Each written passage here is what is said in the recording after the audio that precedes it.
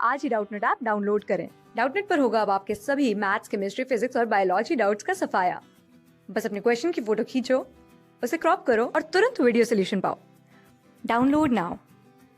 Question में हमसे पूछा जा रहा है कि अगर हमारा 10 इलेक्ट्रॉन जो कि हमें कहाँ से मिल रहे हैं NaDH से, NaDH मॉलिक्यूल के 10 इलेक्ट्रॉन्स को अगर हम मूव कराएंगे हमारे ETS में, इलेक्ट्रॉन ट्रांसपोर्ट सिस्टम में, तो कितने वाटर मॉलिक्यूल्स प्रोड्यूस होंगे। हमें पता है जो हमारा फाइनल प्रोडक्ट ऑफ रेस्पिरेशन है, फाइनल प्रोडक्ट ऑफ रेस्पिरेशन, और एरोबिक रेस्पिरेशन का फाइनल स्टेज क्या है, ETS, तो हम कह देते हैं final product of ETS, electron transport system, क्या है, तो वो होता है हमारा H2O।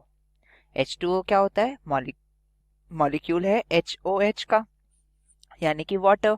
अब देखिए H2O की अगर हम रिएक्शन देखें कि वो बनता कैसे है, तो ये बनता है हमारे H positive plus electron plus half O2। अब यहाँ पर दो हमें हाइड्रोजन के मतलब आयंस लेने पड़ेंगे, H पॉजिटिव आयन, प्रोटॉन्स लेने पड़ेंगे, दो यहाँ पर इलेक्ट्रॉन लेने पड़ेंगे, प्लस हाफ यहाँ ऑक्सीजन आएगी, तो क्या बनेगा हमारा H2O। ठीक है, हाफ ऑक्सीजन मतलब बेसिकली हमने एक ऑक्सीजन एटम यहाँ पर लिया है, दो हमारे H पॉजिटिव आयन हो गए, और इसको बैलेंस करने के लिए हमारे पास दो इलेक्ट्रॉन्स हैं, तो क्या बन गया H2O।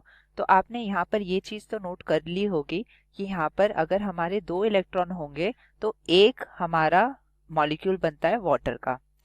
ETS में असल में होता क्या है, आइए ये जान लेते हैं। ETS में हमारा 5 कॉम्प्लेक्सेस का एक समूह होता है, जिसमें कि पहले कॉम्प्लेक्स दूसरे कॉम्प्लेक्स में ऐसे करके इलेक्ट्रॉन्स फ्लो करते हैं। और ये इलेक्ट्रॉन्स आ कहाँ से रहे हैं, ये इलेक्ट्रॉन्स डोनेट करे गए हैं किसके द्वारा, FeDH और NaDH के द्वारा। तो ये इलेक्ट्रॉन्स अपने डोनेट करते हैं ETS में। अब ये वाले जो FeDH और NaDH हैं, ये कहाँ से आए हैं, ये हमारे प्रोड्यूस हुए हैं क्रेब्स साइकिल के दौरान, तो ये हमें क्रेब्स साइकिल से मिलते हैं। अब क्या होता है, ये अपने इलेक्ट्रॉन्स को जब ETS में देते हैं तो वो पहले कॉम्प्लेक्स से दूसरे कॉम्प्लेक्स, फिर तीसरे, चौथे, ऐसे करते हुए ये पास ऑन होंगे। इनके पास ऑन होने के कारण क्या होगा, हर एक कॉम्प्लेक्स से कुछ इलेक्ट्रॉन, अब देखिए ये जो हमारा ETS है, ये जो ETS सिस्टम है, यहाँ पर हमारे कॉम्प्लेक्स होंगे कुछ, तो ये जो हमारे कॉम्प्लेक्स हैं ये हमारे कहाँ प्रेजेंट है, बेसिकली ये हमारे इनर मेम्ब्रेन में प्रेजेंट है, किसके, माइटोकॉन्ड्रिया के।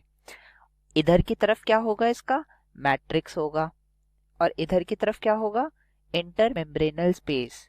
ठीक है, इंटरमेम्ब्रेनल स्पेस, यानी कि अगर हम इसके बाद यहाँ बाहर देखेंगे तो क्या है, यहाँ पर, यहाँ हमारी एक्सटर्नल मेम्ब्रेन है हमारे किसकी, माइटोकॉन्ड्रिया की। अब देखिए क्या होता है, यहाँ पर ये जो कॉम्प्लेक्स है ट्रांसमेम्ब्रेनल प्रोटीन्स है यहाँ पर ये, ठीक है, तो और ये हमारा ATP सिंथेज है ही। तो यहाँ पर क्या होता है, जो हमारे इलेक्ट्रॉन्स हैं वो यहाँ पर NaDH जो आएगा, NaDH यहाँ पर ऑक्सीडाइज हो जाएगा NAD में, FeDH हमारे आता है कॉम्प्लेक्स नंबर 2 पे यहाँ पर, और क्या होगा, ये हमारा FeDH ऑक्सीडाइज हो जाएगा FeD में। तो जो इलेक्ट्रॉन यहाँ से लिबरेट हुए हैं वो कहाँ चले गए, वो इलेक्ट्रॉन हमारे इस कॉम्प्लेक्स में चले गए, इस कॉम्प्लेक्स से वो यहाँ ट्रांसफर होते रहेंगे एक कॉम्प्लेक्स से दूसरे कॉम्प्लेक्स में। और इसके कारण क्या होता है, जो हमारे यहाँ पर मैट्रिक्स में प्रोटॉन्स होते हैं, ये प्रोटॉन्स पंप कर देगा हमारे किधर, इंटरमेम्ब्रेनल स्पेस में। तो यहाँ इंटरमेम्ब्रेनल स्पेस में काफी ज्यादा प्रोटॉन हो गए। अब मैट्रिक्स के अगर हम देखें तो मैट्रिक्स के मुकाबले यहाँ पर जो इंटरमेम्ब्रेन स्पेस है, यहाँ पर प्रोटॉन ज्यादा हो गए, तो एक प्रोटॉन ग्रेडियंट सेट हो गया। अब यही प्रोटॉन जब इस ATP सिंथेज नाम के हमारे कॉम्प्लेक्स नंबर 5 में जब होकर गुजरेंगे, यानी कि वापस जब मैट्रिक्स में आएंगे, तो एनर्जी प्रोड्यूस होगी।